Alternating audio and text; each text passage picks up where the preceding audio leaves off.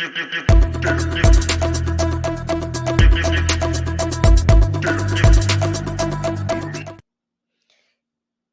today's video, we are going to be reacting to a show that I've heard about and seen a bit beforehand called Paternity Court.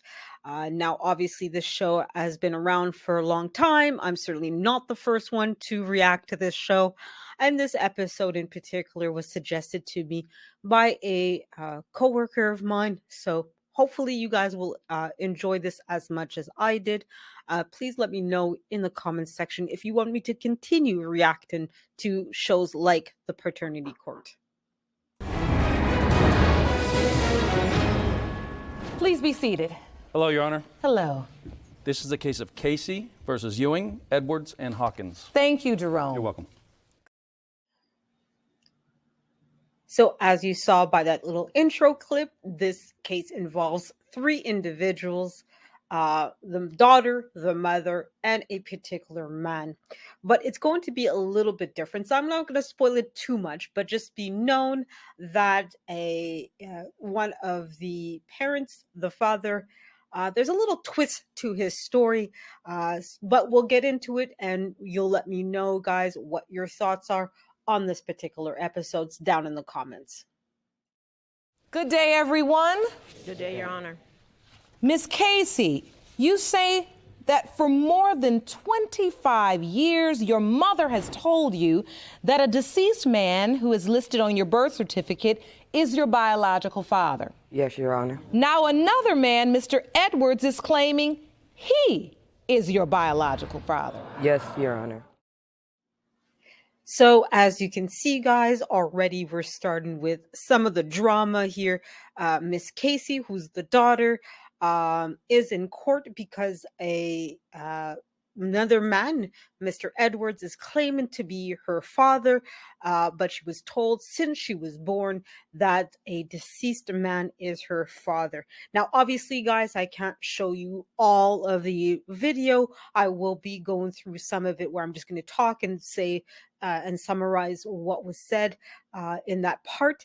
Obviously, for fair use, guys, I can only use some of the clips. So hopefully I'm going to get the right clips and the right little elements that you guys enjoy.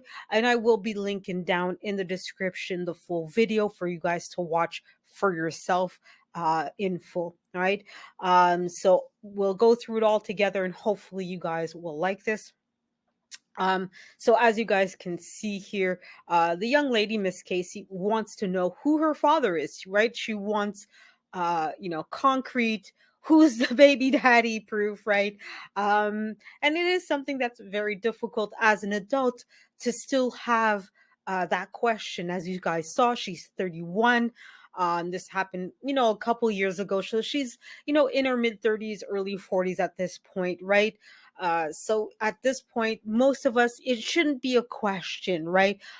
As to who's your father, who your mother is, right? You should know that, okay, this person is my parent, that person is my parent, etc., right? There shouldn't be that kind of question. But unfortunately, in many communities, you'll have individuals that really don't know for a whole myriad of different reasons, right? It could be a child that was abandoned and put at the doorsteps of a church or temple or what have you. In this case, you'll find out that the mother, wasn't exactly a committed, loyal woman, which was part of the issue. But we'll get into deeper details to that later on. So as you can see, you can kind of tell on the daughter's face that she's already a little bit upset and not very happy about the whole situation because let's be honest here, right? Who wants to go to court because they want to find out who their father is, especially, like I said, when you're in your 30s, right? This isn't something you should have to go in front of a judge and say, I need a DNA test to find out who my parent is, right? Who my father or mother is, right? You should know for a fact already, this person is my father, this person is my mother, at least at a biological level, right? Now, whether you have that kind of relationship with your parent or not, that's a whole different thing, right? That's something we can definitely talk about in another video. But at the very least, you should know biologically, these are my parents. And if you need to have therapy or talk to somebody, because the relationship with them ain't so great or everything is hunky dory. Well, great, wonderful. We all deal with the relationships that we have with the parents that we have. So let's go to the next clip here and continue on with the story.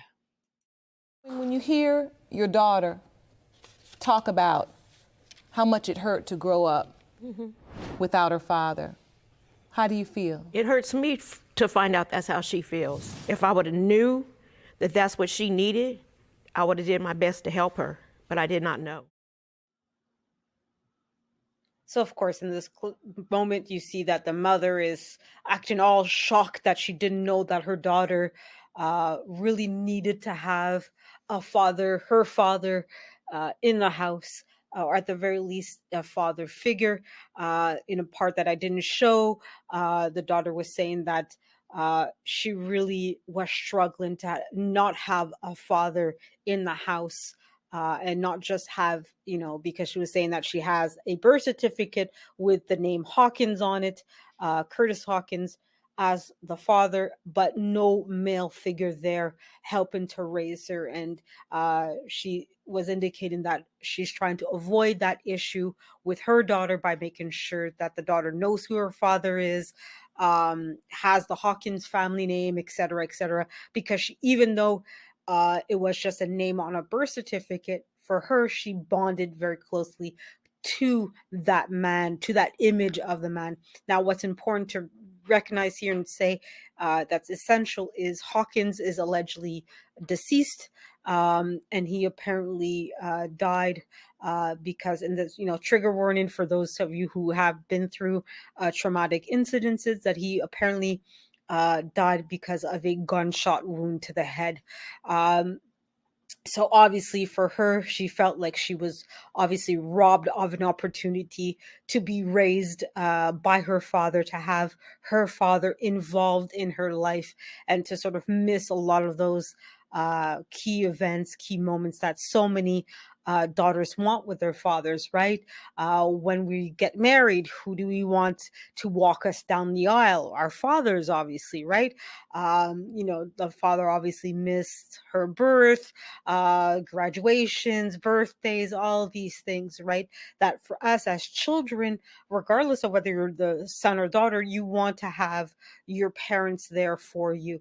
So you could tell in the full episode that the daughter was tearing up and really showing that she missed uh, being there with her father and having her father around.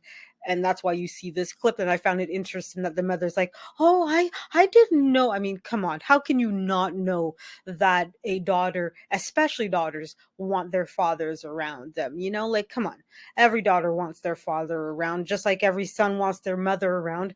And there's some lessons that as a daughter you're going to learn from your mother. There's certain lessons that as a son you're going to learn from your father. But at the end of the day, you still need both parents, right? You still need to have that male figure and a female figure around, helping to raise you. And like I said from the beginning, almost as soon as she said her first words in this episode, you could tell that she was very emotional and tearing up, and that this was really the culmination of years of feeling almost neglected. Almost, I don't know if that's the right term, but really not feeling that she was living her true and real life, and that there was something missing, a hole in her life, because her father, her biological father, wasn't there. But we haven't arrived to the twist, so we're going to keep watching a little bit more of this. And like I said, I can't show you guys everything. There will be things that I won't be including in the video, but I'll try to show you guys as much as possible. She has 9 children. My other siblings had their father in their life.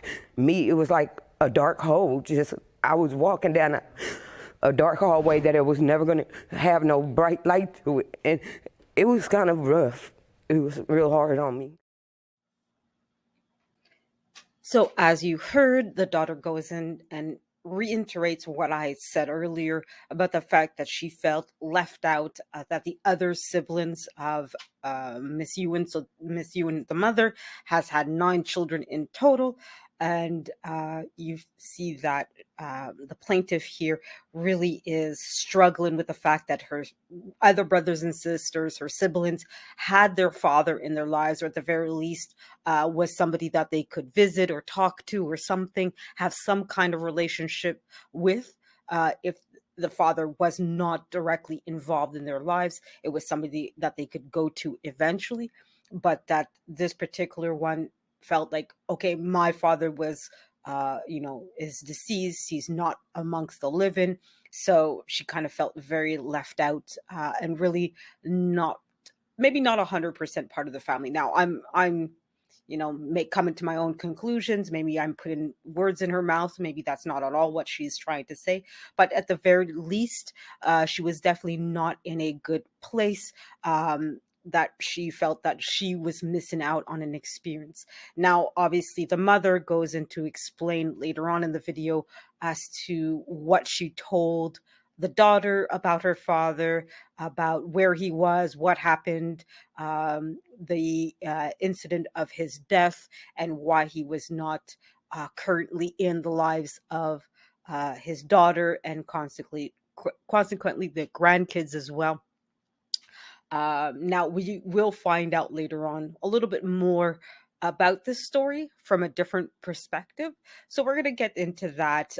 So again, guys, I'm obviously not going to be showing you everything from this episode. There are things that I'm intentionally leaving out. Obviously, like I said earlier, for fair use, I can't just show you the entire clip as it is. Unfortunately, I wish I could, but I do have to intervene and step in and sort of cut and paste and have my own reactions, genuine reactions to what is being said. So we'll go through another couple more clips, and we'll get to the end where there's a bit of a surprise ending here, and you guys will find out a little bit more uh, about the relationship between the mother and, as you guys saw earlier in the clip, there's another gentleman that's claiming that he's the father and not the man listed on the birth certificate. So we're going to go to his side of things now, and then the other clip will be that ending that I'm hinting at, that is going to sort of reveal a little bit more, an essential part of the story here. You weren't in your daughter's life or Miss Casey's life, am I correct? Correct, Your Honor. So you reached out to her on social media. I was looking. You were looking. I was looking for them. And, I'm sorry. I am so sorry. I felt like this. We lost one. We lost one boy. We ain't losing this one. I'm not losing you.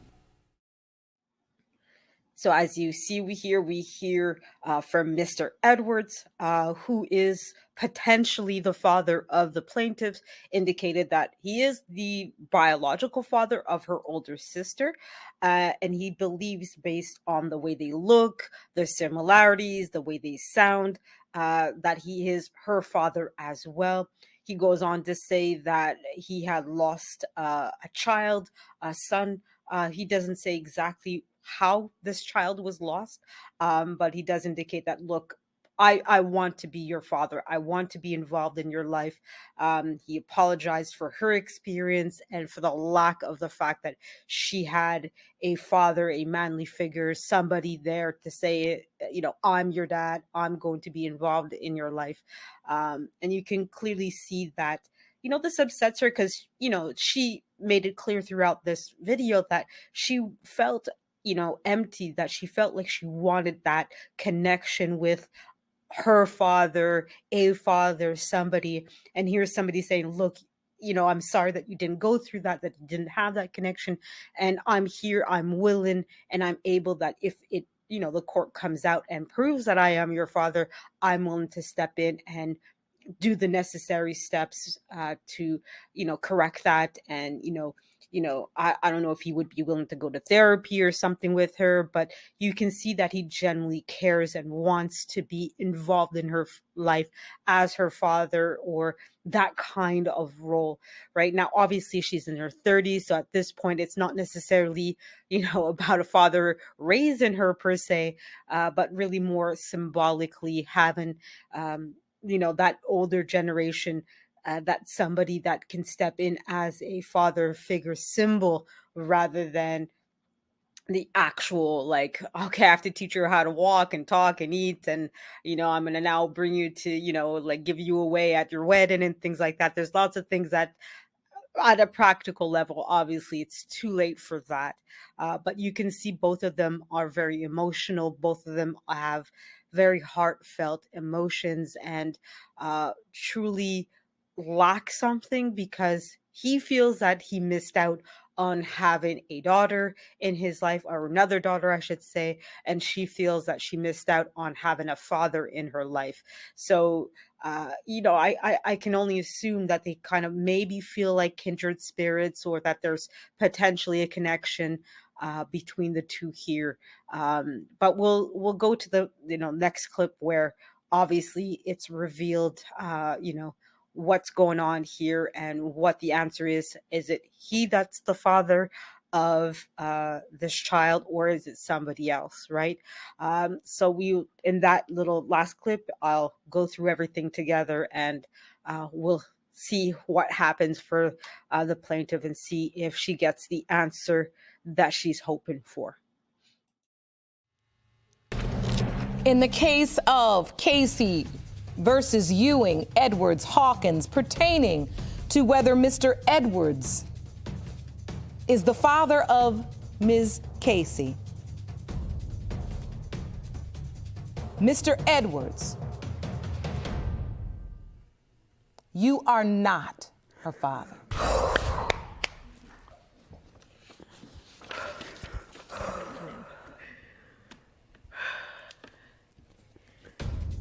In the case of Casey versus Ewing, Edwards, Hawkins, pertaining to whether Mr. Hawkins is the father of Ms. Casey.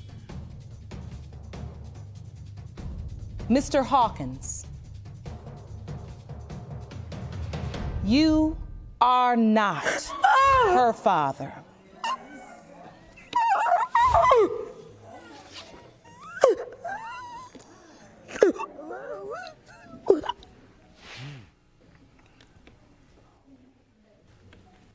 Connor, in my heart, you still my child. I know you did.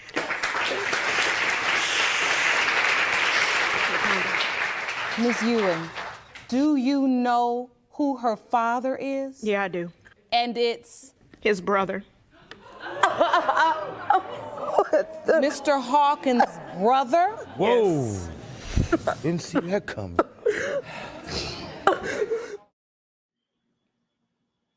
So as you can see with this last clip, you have two big reveals. One, Otis, I think earlier in the video I called him Curtis, but his name is Otis, is in fact alive.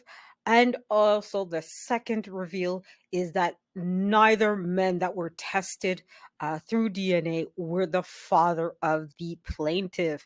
And of course, in the end, you see that the mother revealed that it's potentially the brother of Otis Jackson who is the father. So when you heard earlier, and if it's not in this video, you will see in the original that the daughters, the children, accuse the mother of lying constantly to them about different things. So this whole story of the father being deceased and consequently unavailable is obviously a made up story. Now, there's no proof that it's the mother that made it up the story, but I mean, look, let's be honest, chances are it probably is her that made it up to try to keep away the father from the daughter, but also to cover herself, because she has had at least two or three different relationships, has had probably several kids with at least two men, probably more, but who knows, right? I don't know the full background of this woman, so I can't make a judgment call. And she's certainly not the first woman, not the first man either, to have many children with many different people. Unfortunately, that is an epidemic in the Black community where you have many unwed individuals who have children with many other individuals. There's far too many people like this in the Black community. Although I think she's white or very light skinned. But either way, in the Black community, at least, there's a lot of people that have kids with numerous other individuals. So you see that this one lie cost the lives of several individuals, right? Both Otis and Mr. Andrews had to spend time and money thinking that this young lady was their daughter. The real father did not spend any time with this child.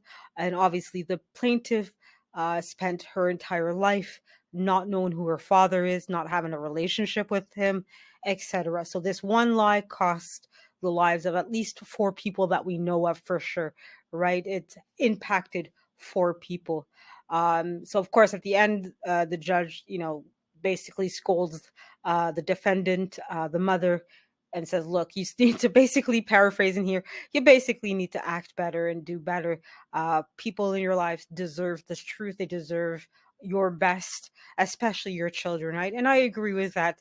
If you're going to raise children, make sure you're doing it in a loving home. If you cannot provide or you're not sure, it's probably better not to have children. Or if you're not sure, hey, there's lots of kids out there that need foster homes, that need temporary homes. There's lots of kids out there that need to be adopted, etc. So there's other ways to help the next generation to raise children, etc.